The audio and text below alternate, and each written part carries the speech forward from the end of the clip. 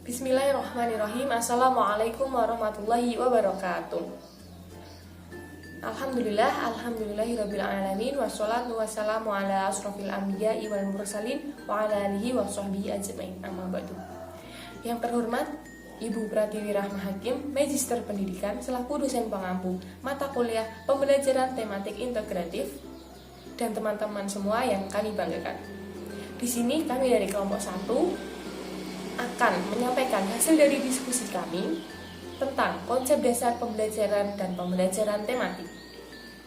Nah, di sini sebelumnya izinkan kami untuk memperkenalkan kelompok kami.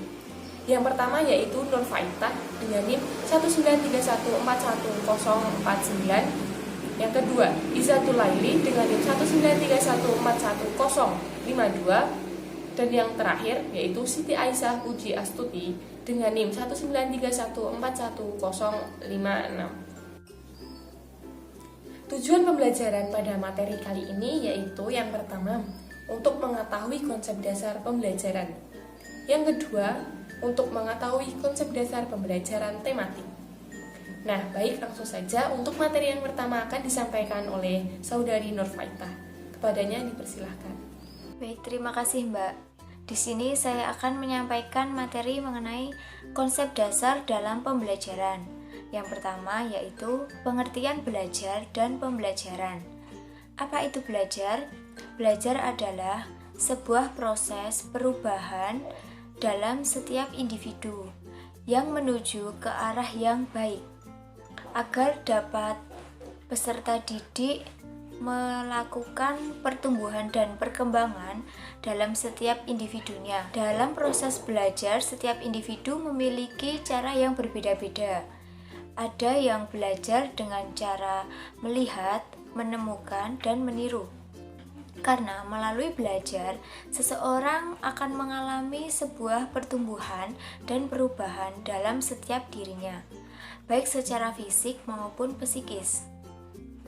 Sedangkan pembelajaran yaitu sebuah proses interaksi antara peserta didik dengan pendidik yang menggunakan sumber belajar yang berlangsung dalam satu lingkungan pembelajaran. Maka dari itu, proses pembelajaran merupakan suatu sistem, yaitu satu kesatuan komponen yang satu sama yang lain, yang saling berkaitan dan saling berinteraksi untuk mencapai suatu hasil yang diharapkan secara optimal, yang sesuai dengan tujuan yang telah diterapkan.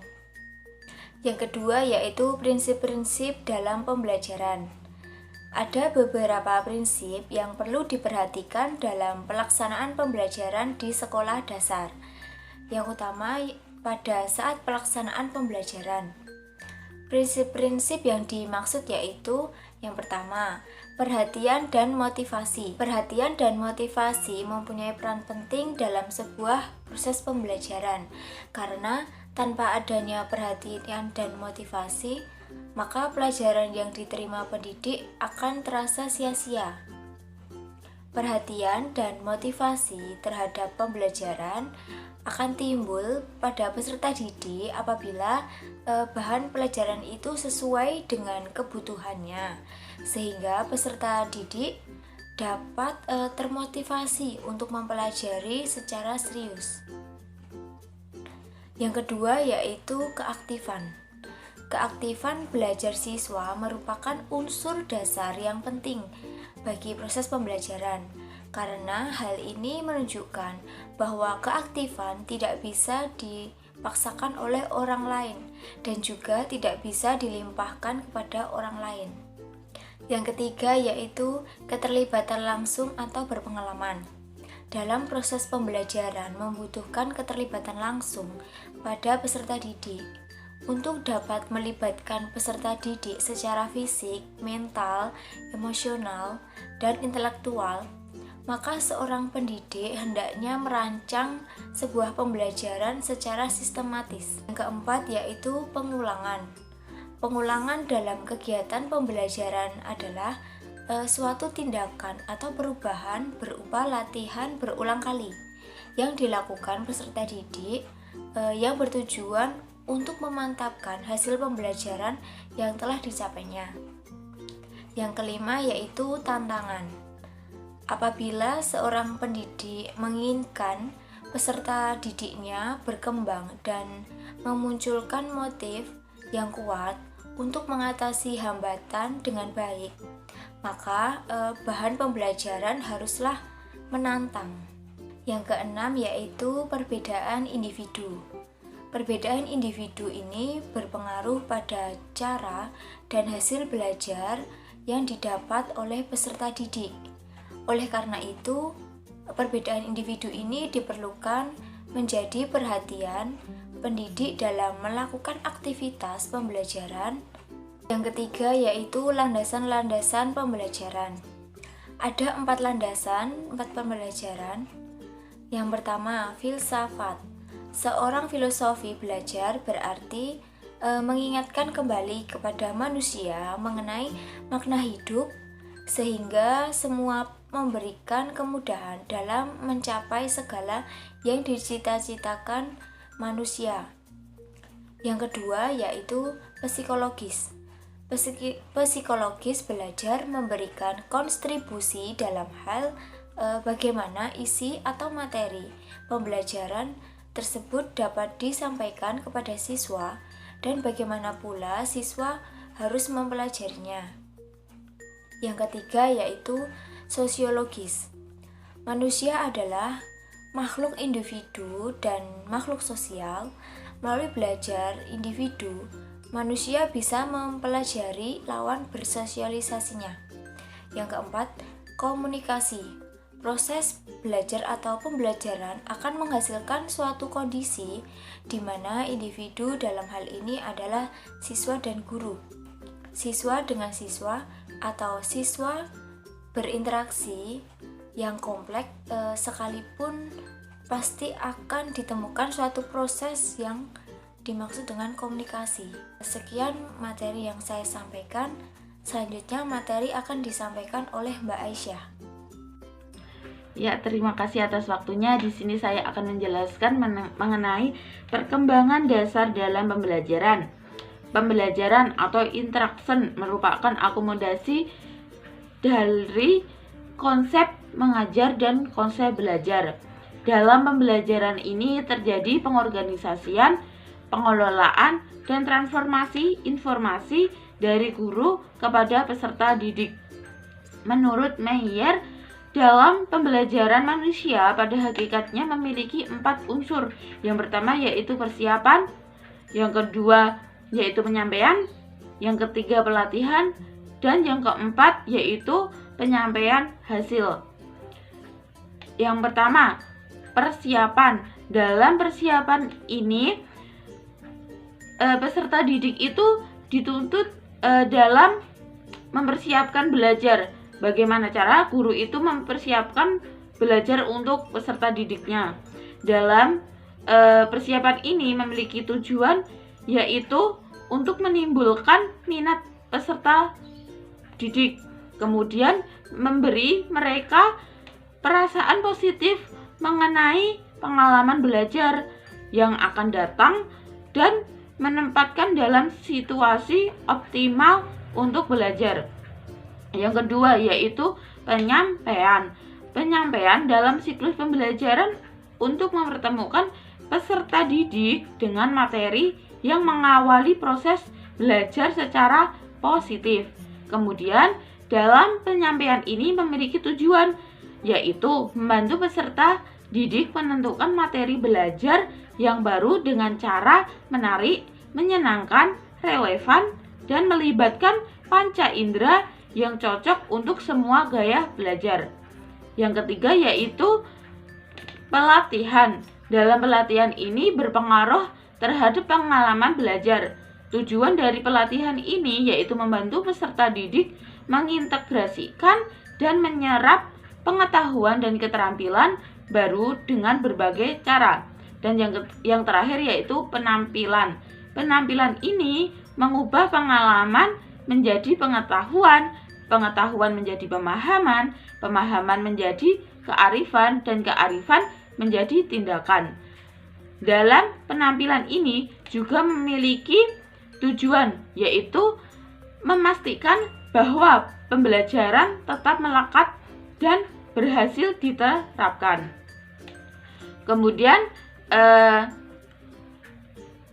masuk ke konsep dasar dalam tematik. Pengertian pembelajaran tematik. Pembelajaran tematik merupakan suatu pendekatan dalam pembelajaran yang secara sengaja mengaitkan antara beberapa komponen dasar atau KD dan indikator indikator dari kurikulum atau standar isi atau SI dari beberapa mapel menjadi satu kesatuan satu kesatuan untuk dikemas dalam satu tema. Kemudian ada juga karakteristik pembelajaran tematik. Menurut tim Puskur, pendekatan pembelajaran tematik memiliki karakteristik sebagai berikut. Yang pertama, pembelajaran terpadu pada peserta didik. Pembelajaran tematik dikatakan sebagai pembelajaran yang berpusat pada anak. Karena pada dasarnya pembelajaran tematik merupakan suatu pendekatan pembelajaran yang memberikan keleluasaan pada peserta didik, baik secara individu maupun kelompok.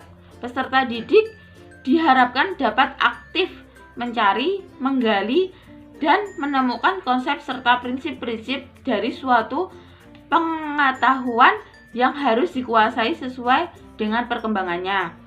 Yang kedua yaitu memberikan pengalaman langsung kepada anak.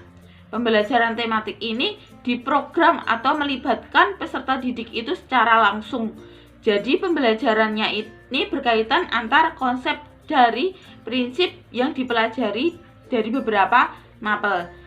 Peserta didik itu dituntut untuk bisa terjun ke pembelajaran langsung. Jadi kayak seperti praktek begitu.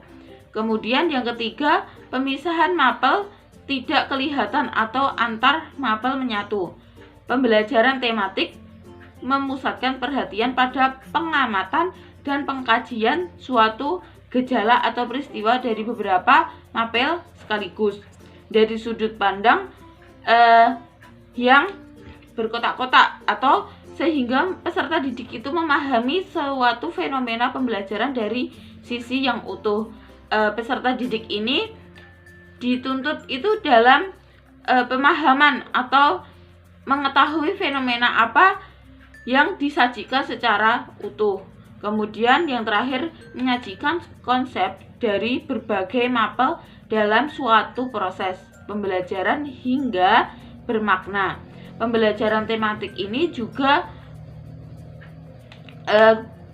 pembelajaran tematik ini juga mengkaji suatu fenomena dari berbagai macam aspek yang membentuk semacam jalinan antar pengetahuan yang dimiliki peserta didik sehingga berdampak kebermaknaan dari materi yang dipelajari peserta didik. Hasil nyata akan didapat dari segala konsep yang diperoleh dan berkaitan dengan konsep lain yang dipelajari. Hal ini guru mengharapkan peserta didik itu memiliki dampak yaitu berkemampuan untuk memecahkan masalah yang nyata dalam kehidupannya. Mungkin itu tadi yang bisa saya jelaskan. Baik, terima kasih kepada Mbak Siti Aisyah atas penjelasan materinya.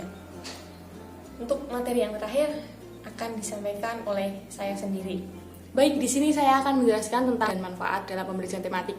Pembelajaran tematik merupakan suatu pembelajaran yang menggunakan tema untuk mengaitkan beberapa mata pelajaran, sehingga dapat memberikan pengalaman yang bermakna kepada siswa.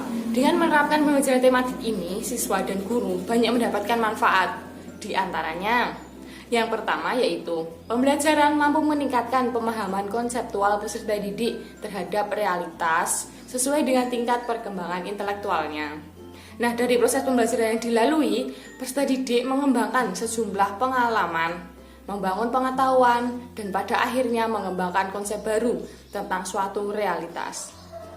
Yang kedua yaitu melalui pembelajaran tematik, proses mental anak bekerja secara aktif dalam menghubungkan informasi yang terpisah-pisah menjadi satu kesatuan yang utuh. Yang ketiga, pembelajaran tematik mampu meningkatkan keeratan hubungan antar peserta didik. Nah, tema-tema pembelajaran yang erat hubungannya dengan pola kehidupan sosial sangat membantu peserta didik agar mampu beradaptasi dan berganti peran dalam melakukan aktivitas yang berbeda. Yang keempat, pembelajaran tematik mampu membantu guru dalam meningkatkan profesionalismenya. Nah, yang kelima, pembelajaran tematik menumbuhkan kecermatan dan keseriusan guru, baik dalam menentukan tema yang kontekstual, merancang perencanaan pembelajaran, menyiapkan metode pembelajaran yang tepat untuk diajarkan, merumuskan tujuan pembelajarannya, melaksanakan pembelajaran secara konsisten dengan tema pembelajaran, sampai menyusun instrumen evaluasi yang relevan dengan kegiatan pembelajaran. Untuk materi yang terakhir yaitu kelebihan dan kekurangan pembelajaran tematik. Pembelajaran tematik dalam penerapannya memiliki beberapa kelebihan. Nah, kelebihan ini diantaranya yang pertama, memudahkan pemusatan perhatian pada satu tema tertentu. Yang kedua, anak didik mempelajari pengetahuan dan mengembangkan berbagai kompetensi dasar antara isi mata pelajaran dalam tema yang sama. Yang ketiga, pemahaman materi dalam mata pelajaran lebih mendalam dan berkesan. Yang keempat, kompetensi dasar dapat dikembangkan lebih baik dengan mengaitkan mata pelajaran lain dengan pengalaman pribadi siswa. Yang kelima, lebih dapat dirasakan manfaat dan makna belajar karena materi disajikan dalam konteks tema yang jelas. Yang keenam, siswa lebih bergairah karena dapat berkomunikasi dalam situasi nyata, yaitu untuk mengembangkan suatu kemampuan dalam suatu mata pelajaran dan sekaligus dapat mempelajari mata pelajaran lain. Yang ketujuh, guru dapat menghemat waktu sebab mata pelajaran yang disajikan secara tematik dapat dipersiapkan sekaligus dan diberikan dalam 2 atau 3 pertemuan. Dan waktu selebihnya dapat dimanfaatkan untuk kegiatan remedial, pemantapan, atau pengayaan materi. Nah, pembelajaran tematik memiliki beberapa kelebihan menurut Indrawati. Nah, pembelajaran tematik juga memiliki keterbatasan atau kekurangan, terutama dalam pelaksanaannya, yaitu pada perencanaan dan pelaksanaan evaluasi yang lebih banyak menuntut guru untuk melakukan evaluasi proses dan tidak hanya evaluasi dampak pembelajaran langsung saja. Nah, kekurangan yang mencolok dalam pembelajaran tematik diantaranya yang pertama, pembelajaran menjadi lebih kompleks dan menuntut guru untuk mempersiapkan diri sedemikian rupa supaya ia dapat melaksanakannya dengan baik. Yang kedua, persiapan yang harus dilakukan oleh guru pun lebih lama. Guru harus merancang pembelajaran tematik dengan memperhatikan keterkaitan antara berbagai pokok materi tersebar di beberapa mata pelajaran. Yang ketiga, menuntut penyediaan alat, bahan, sarana, dan prasarana untuk berbagai mata pelajaran yang dipadukan secara serentak. Pembelajaran tematik berlangsung dalam satu atau beberapa sesi. Pada tiap sesi dibahas beberapa pokok dari beberapa mata pelajaran tersebut, sehingga alat dan bahan, sarana, dan prasarana harus tersedia sesuai dengan pokok-pokok mata pelajaran yang disajikan. Nah, terlepas dari berbagai kelebihan dan kekurangan yang terdapat pada pembelajaran tematik, dalam pembelajarannya, tematik mengharapkan agar anak didik mendapatkan hasil belajar yang optimal dan maksimal, dan menghindari kegagalan pembelajaran yang masih banyak terjadi dengan model pembelajaran lainnya. Baik teman-teman, materi sudah disampaikan dari awal sampai akhir. Selanjutnya yaitu sesi tanya jawab. Silahkan teman-teman yang ingin bertanya atau menanggapi dari penjelasan materi kami, dipersilahkan. Sebelumnya, kami tutup dulu untuk penjelasan materinya. Terima kasih atas perhatiannya. Kurang lebihnya mohon maaf. Wassalamualaikum warahmatullahi wabarakatuh.